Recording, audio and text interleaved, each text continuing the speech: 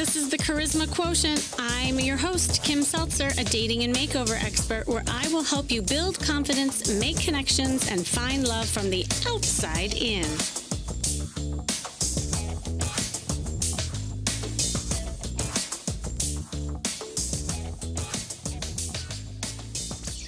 We are like machines. Input, output, output, input. I always say what you put out is always what you get back. And that is why when I work with people, I love starting with what energy and first impressions they are putting out. And of course, I always start with their wardrobe and body language because that usually determines who they are attracting. It's almost like thinking about it as marketing. When I first started doing makeovers, I don't know, a lot of you may not know this about me, but I actually went into people's homes a lot and I helped them clear out and organize their closet before we would go shopping with them. I called it my purge and splurge package. And although I don't do that often anymore, it was really transformative. And I have to say, I learned a lot about people and, there was something about clearing out the old to make room for the new that was so powerful. And sometimes, I remember looking in people's closets and I would learn more about them and help shift them than doing years of therapy as a therapist. And not only that, I realized that it was such a powerful exercise for people to get rid of old clothes that didn't fit and metaphorically, things that didn't serve them. Understanding what people were getting attached to, why things were hard to let go of, how people saw themselves, and what people thought they looked good in. And I'll never forget, I did a closet audit, as I used to call it, with a single woman whose closet was in complete disarray. It was filled with clutter and old clothes that didn't fit her. And in fact, a lot of the clothes were falling apart and they were way too big on her. And what was interesting is that her closet really reflected her love life. She was completely stuck in a rut, not dating at all. She felt really unattractive. And there was this underlying feeling that she wasn't good enough or pretty enough to attract a man. And she had very little dating experience, didn't know where to start. Everything was just daunting. And so, of course, we started with her closet by getting rid of a lot of the clothes. And let me tell you, it was not easy. I mean, with her boxing gloves on, she fought me tooth and nail, telling me stories about each item and why everything was important. And she wanted to keep things that didn't fit her and was out of style. So I had to really come clean with her. And I said, look, your clothes are acting as your safety blanket, but at some point you got to get rid of the blankie. You got to make room for the sexier clothes and that you are good enough and that you are beautiful but she needed to see it to believe it so that she could become it. And I remember in that moment, her eyes kind of welded with tears, and she was realizing her clothes were really keeping her stuck. And it was acting as an excuse also not to go out. And, she would say constantly, oh, I have nothing to wear to go on that date. I'll wait till I get clothes. Again, it became a crutch. So I said, it's time to get dating clothes to attract those dates. You need to flip the switch. It's not the other way around. And that really hit her. And from that moment on, she became completely energized, like something kind of snapped. And we started clearing out the old so she could make room for the new. We put on, some of her sentimental clothes. And then I had her put it in a memory box so that she didn't have to totally get rid of it, but that she could put it in the garage and she would create some space in her closet.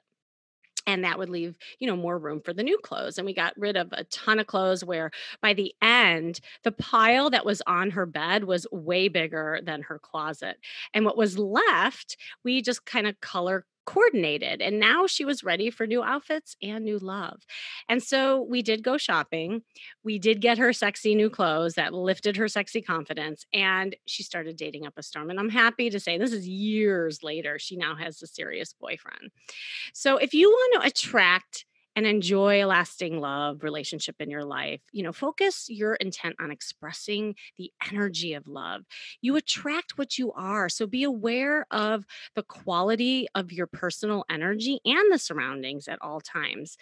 Now, I help people with this, of course, working on people's style and first impressions. But there's also an amazing Chinese art. I'm sure a lot of you have heard of this called Feng Shui, which is also about energy. And that energy can help you create incredible breakthroughs and provide a space that will support and strengthen your energy, and that allows you to feel secure and happy and lovable. And with me today is an incredible guy who uses feng shui. I can't wait for you to hear him. He has these principles to unlock incredible breakthroughs in people's lives and can even help attract the perfect partner for you. He is a feng shui expert, consultant, and coach who works with high performing clients, entrepreneurs, and celebrities to restore order to more than just spaces, but to their entire lives. He began his career on Wall Street, which is so it's interesting segue, turning to feng shui after a pivotal point in his life. He studied to learn how to transform spaces and generate the energy that breeds wealth, success, and change. Since then, he's helped thousands of clients, and his transformative work has been featured all over the place: LA Times, Inc.com, NBC, Bloomberg, The Learning Annex, TLC, HGTV, and now the Charisma Quotient. Ken Lauher, hi. Hello. Thank you so much. So good. And I had so much fun being on your show. Of course, you have a fabulous show. And on Facebook, and we were, having such a good chat. And I realized, oh my gosh, there's so much synergy with what we do. That's right. Yeah, it was a good connection. It was crazy. Okay, so I have my first question is because you kind of tipped your hat in your bio. You said you turned to feng shui during a pivotal point in your life. So what was that? Yeah, so for me, what I have found is a lot of times when we start to experience distractions and disruptions, there is some type of life event that has created some type of trauma, drama, and stress. And when that happens, then other life events seem to stack on it. For me, my big life event was I was mugged at gunpoint. Somebody stuck a gun in my face. They wanted my wallet. So for me, all of a sudden, I didn't feel comfortable literally walking down the street. I was afraid, hey, somebody's going to take my lunch money. And so I started to spend more and more time in my space. And then I just said, hey, well, what can I do to improve my confidence and certainty in the external world? And so I started reviewing things, and I'd do one thing and it'd tell me to do something. And I'd read something else, it'd tell me to do the exact opposite. So instead of reducing my anxiety, it actually provoked my anxiety. So for me, I said, hey, let me figure out how to approach this from a place of common sense and results, not just from a place of let me put a crystal and feel better for a time, but what can I do to improve myself and get me back to being the superhero that I was? That is really interesting. And, because I think a lot of people, they hear the word feng shui, people who are not, in that world or know what it's about. And it sounds a little woo woo. And here you are, this Wall Street guy going to the feng shui. So, how do you use it? And, what are kind of the principles that you teach? I don't know if there's some core principles that you teach around it. Well, my perspective is a little different than other people out there in the marketplace. A lot of times people associate feng shui, they'll translate it for you in the English language, which means wind and water, and it's about organization, and then they'll throw in somewhere around clutter or decluttering. And for me, it's about understanding how your space is mirroring what you're experiencing on a subconscious level. You cannot hide from your space because it's a direct reflection of your current situation. And so for me, it's not about helping you have a clutter-free mind. It's about, clutter-free space. It's about what do we need to do to help you have a clutter-free mind so that then you gain the confidence and certainty to take action and truly open up new possibilities and opportunities in your life. Oh, that's really interesting. So that's kind of like what happened, I guess, with my client with the closet, right? Like the clutter that was in her closet kind of was in her mind, right? And I didn't know I was not that I was doing feng shui at all, but it's that concept is what you're saying. That's right. And a lot of Yeah. times when we have those life events, then what happens is fear, self-doubt, and anxiety creep in. The moment that you start to experience that, then the moment that your brain and body starts to ask what ifs. And once that happens, then your brain and your body shut down and you stop before you even start. And that's when people procrastinate, or they'll find reasons or stories or excuses. And my perspective is reasons are not results. It's just a story that or perspective that you're applying that's not supporting what you really want in your life. And so the hardest question I ask my clients is, at the end of the day, what do you really want? Because Feng Shui and some of these other things are just tools to help you shift into that transformation. And a lot of Yeah. times people become more obsessed with the tools than the outcomes. And you got to flip it so that you're more obsessed with the outcomes than the tools. Oh my God, I love that. That was brilliant what you just said. It's so, so true. Yeah, because I mean, like with my client, she was thinking, oh, well, I can't go out because I don't have any clothes. It's like, no, if you have the clothes, you will go out. That's It's right. like, right, right. Well, okay. So how do you then use feng shui to, help people get over their fears or create new stories? Yeah. So again, Feng Shui is just a tool. Here's Hmm. here's my recipe, and actually, I'll put it in common sense terms. Okay. The women that I work with or have been working with for the last 14 plus years, I truly believe are Wonder Woman. The Hmm. challenge is they just kind of forgot where they parked their invisible jet. So my whole goal is to help you figure out where you parked it so you can take off and fly again. And so that really resonates with people because they realize, hey, you're right. I am Wonder Woman and I'm not being her now. So what do we need to do to help me figure out where's my invisible jet so I can take off and fly again? So Okay, but I need a yeah, gold cuffling with that, just that's FYI. right. That's right. Just to add a little sparkle to this whole vision. Okay, go ahead. So feng shui is a tool, and here's the recipe.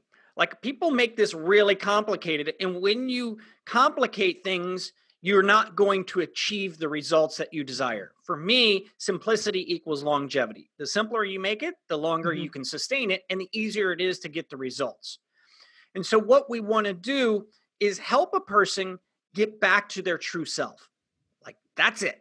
That's the recipe in the formula. The moment that you do that is the moment that the world starts to open up to you.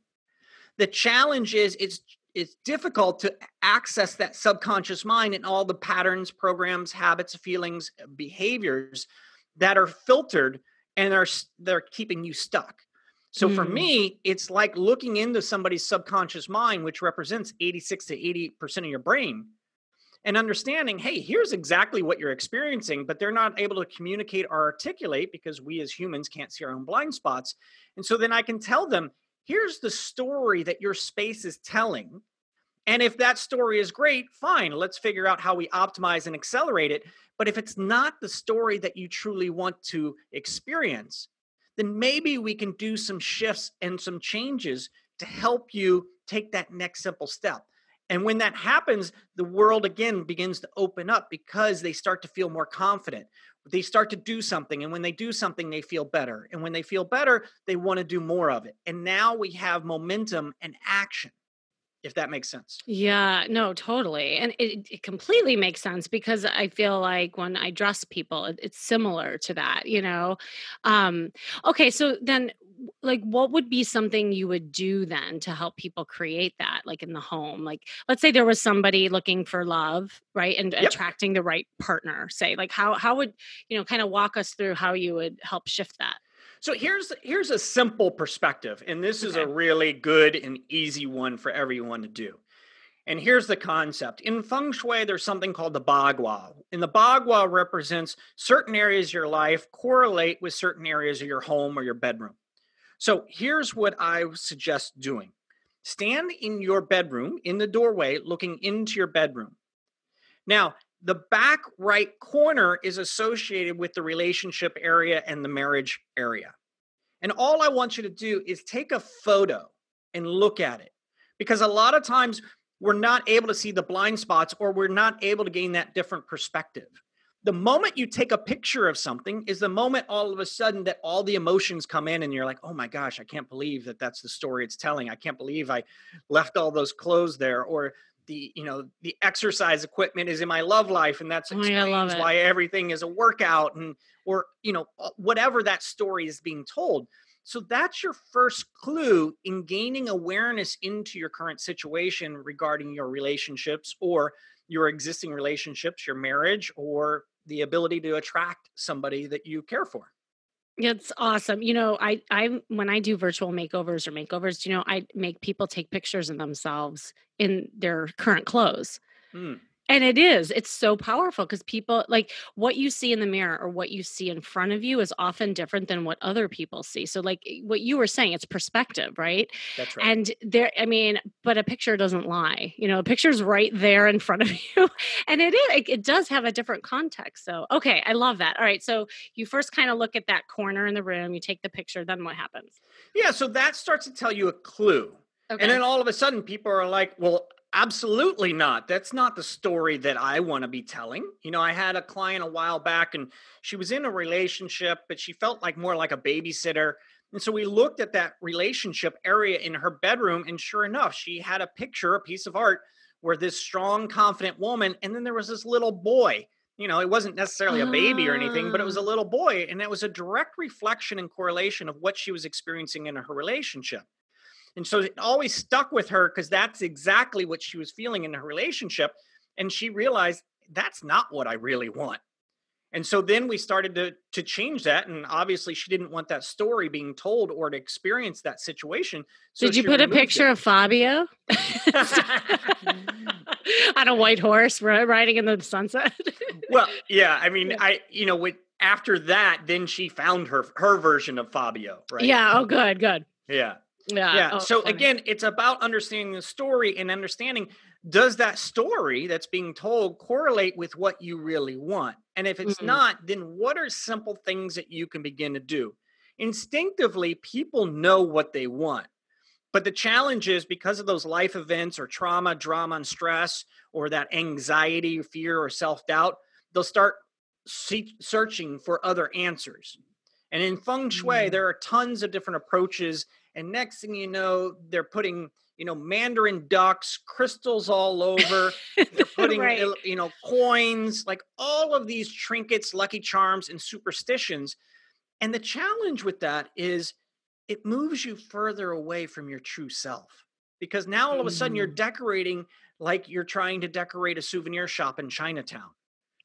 Oh my And God. every So time you true. see your relationship area, sometimes even like a vision board, you see it Mhm. after a while and then you ask yourself, well, why isn't that happening to me? Why am I having challenges? And instead of operating from confidence and certainty, again, it pushes you further in fear and self doubt and anxiety. And then guess what? You double down and you start putting more trinkets. And now you have a shrine in your relationship corner. When in the reality is all you want is a true partnership, physically, Mhm. mentally, spiritually, emotionally, financially. And here's the secret again, all we have to do is help you raise your vibration and frequency. And this gets into a little bit of new age, but that is the fact. The moment that I can help a person raise the vibration and frequency, then something happens. And I'd love to share that with you if that's Yes. okay. Yes. Yes. Please. So here's what people don't believe me until it happens to them. And it's a Mhm. recipe and a formula. It happens every single time. The moment that you start to get back in connection with your true self and you raise your vibration and frequency, all of the X's come out of the woodwork. It's literally like ringing the dinner bell. They all come running.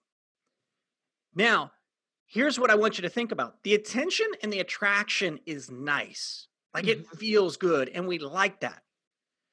But if you go down that path and you allow yourself to be distracted and disrupted, it's only a matter of time before you go, oh, right, this is why we weren't together to begin with. 100%. And Yes. the only thing that's changed is weeks, months, or years. And now all of a sudden you're starting over again. But here's what I want you to think about, you want to view that as a milestone, and it's a sign on your path that just says, I'm on the right path and it's working. If you can get beyond that distraction and that disruption, then your partner that's perfect for you comes into your life. I love that. That's so cool. Yeah. Okay. So, it's funny. As you were talking, I was thinking about this woman that I worked with. It's actually kind of funny, and she laughs about it now.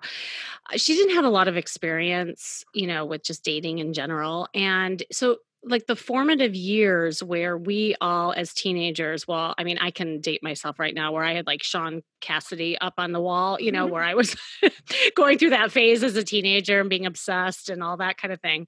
She never had. So she was getting obsessed with these like really cute, hot guys, but they were so bad for her. And she kept going back to them, but she was obsessed with the idea of it. It was like kind of like what you were talking about, the shrine. Yep. And I mean, she would even have like, she would go on social media and she would obsess and like look at all their pictures. And it was the fantasy of it rather than the reality of it that, she was getting connected to. So like, gosh, I wish I knew you back then, because that would have been so powerful for her to shift from that to what you're talking about, And here's the concept that we can apply for everyone listening here Yeah. is when that experience happens, again, there's some type of fear, self-doubt, and anxiety, or some type of trauma, drama, and stress. And so what we're doing is we're trying to create a false reality. And what we have to do is really get back to the facts. The most powerful woman in the room is the woman that has nothing to hide. Meaning the woman that you walk into and you're like, oh my gosh, that person is so authentic and so real. You are drawn to that person. The moment that we start to create a false reality is the moment that we start to become needy. And this happens in relationships a lot. All of a sudden, the person starts to pull away because their energy shifts. And then instead of pulling back and saying, hey, I got to put my oxygen mask on first, no, they keep feeding and trying to stoke the fire. The reality is the fire is already gone. They have to return the vibration and frequency to themselves, and then that attraction and that attention comes back to them. But when you're focused on everybody else first, it's only a matter of time before you lack oxygen and you don't actually get the results. And so if you're having challenges or disruptions in your relationship, think about what can you do to raise your vibration and frequency. And if I can, I'll share just a couple of simple things around that.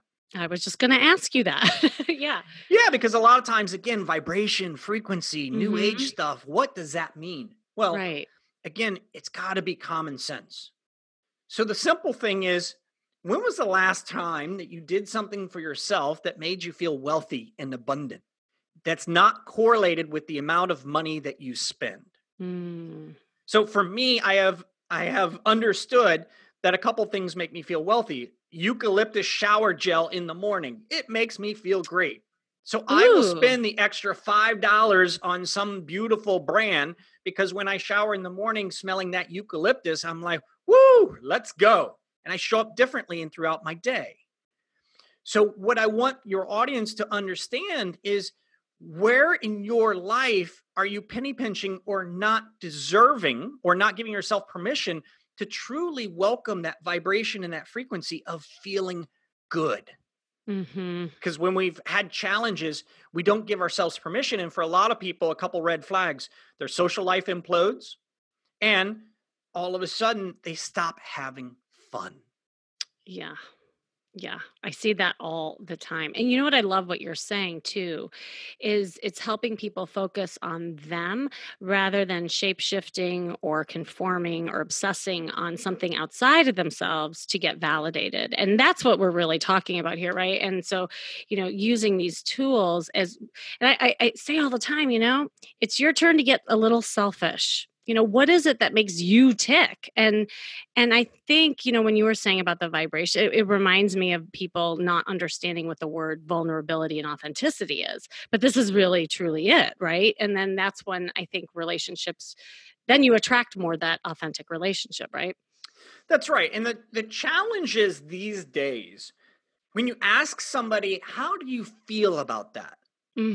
They will instantly go into some actions or some story. Yeah. They actually don't acknowledge what a feeling is or aren't able to articulate it because, again, they're not willing to go there. They're not willing to peel back the layers. And if they do, instantly what happens is they pick themselves up. But yeah, things are actually pretty good. They're not that bad.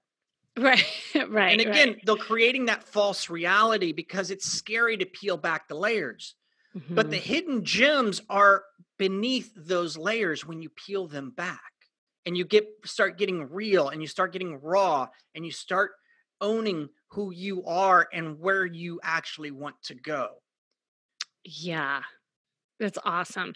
I wanted to ask you just, some feng shui tips too around all of this, especially when it comes to attracting the right partner. Are there tips for creating a positive love environment? Absolutely. So, first of all, if somebody is recommending some lucky charm or trinket, run the other way, Yeah. Right. because that is going to push you into more fear, self doubt, and anxiety and empty your bank account. Or a poster Fabio. Yeah. Okay. That's right. Yeah. So don't fall into the feng shui myths of all of these challenges. And what I want you to think about with your space is, what do you really want to experience within your bedroom?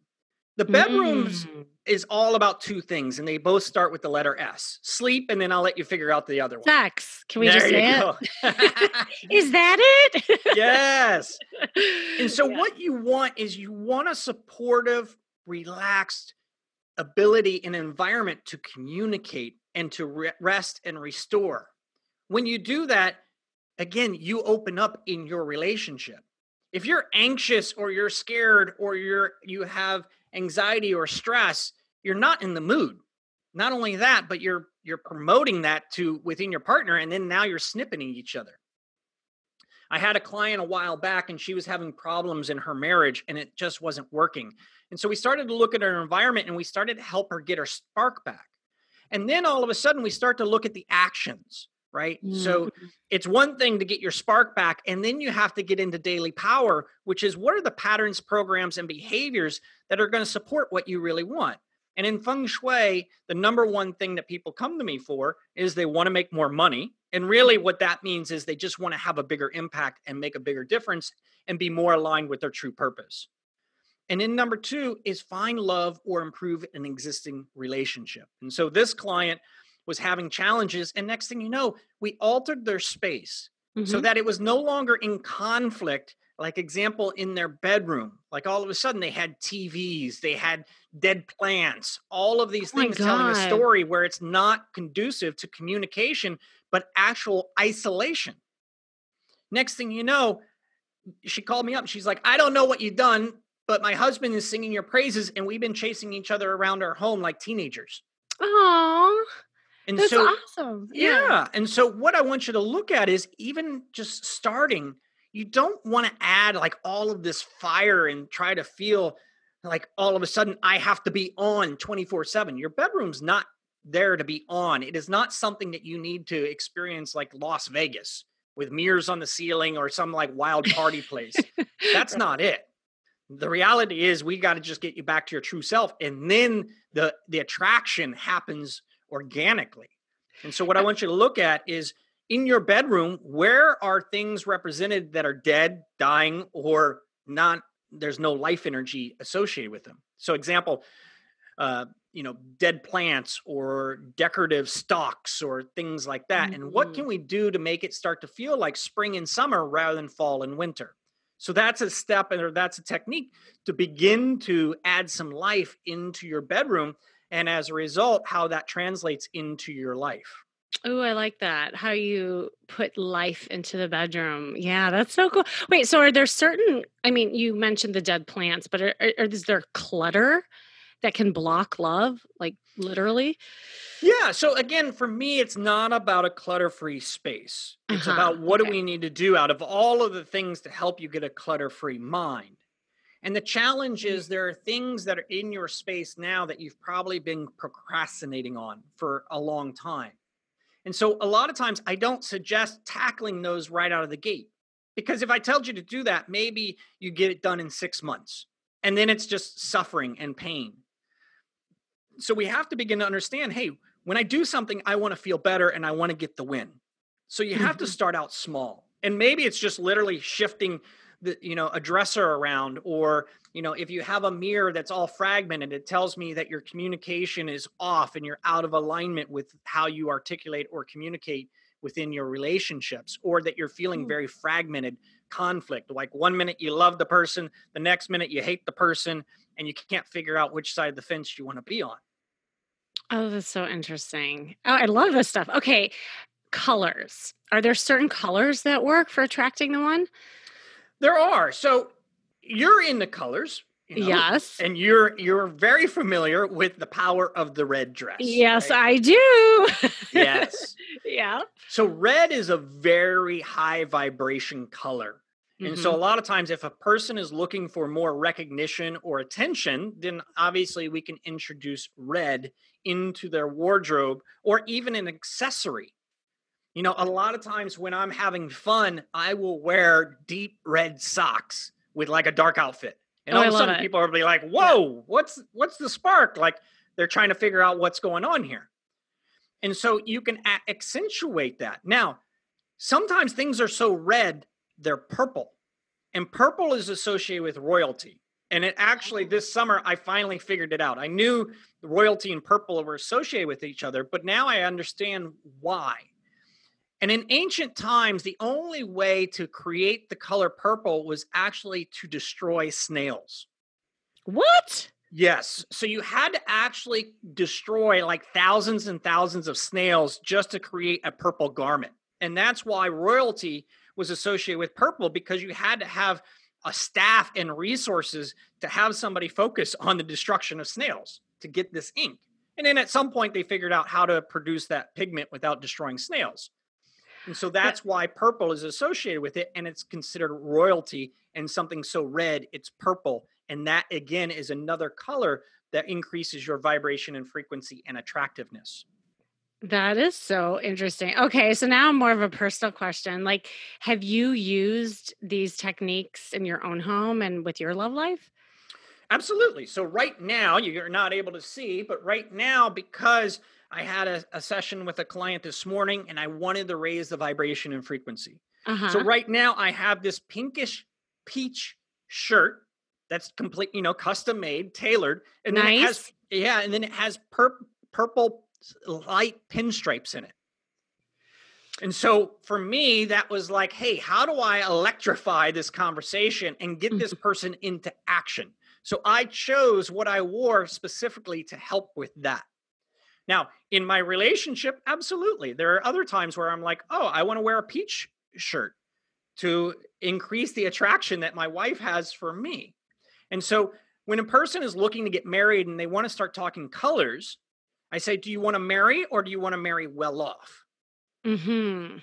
And so if you want to marry and improve a relationship, you can incorporate the colors of pink. If you want to truly attract somebody and be well off, then you want to incorporate peach blossom luck, and you're incorporating colors of peach. Cool. That's Yeah, awesome. Yeah, well, and the psychology of color is so powerful in so many ways, like how, in business and if you're speaking, there's different messages that come through for that. So that's this is right. awesome. Yeah, well, Ken, thank you so much for sharing all these juicy tips and everything. Do you have any like parting words of wisdom that you want to share? And just as we're talking about all this in ways of attracting love and getting over fears. So for me, it's not, when I'm working with a client, it's not a question of if, it's a Mm. question of when.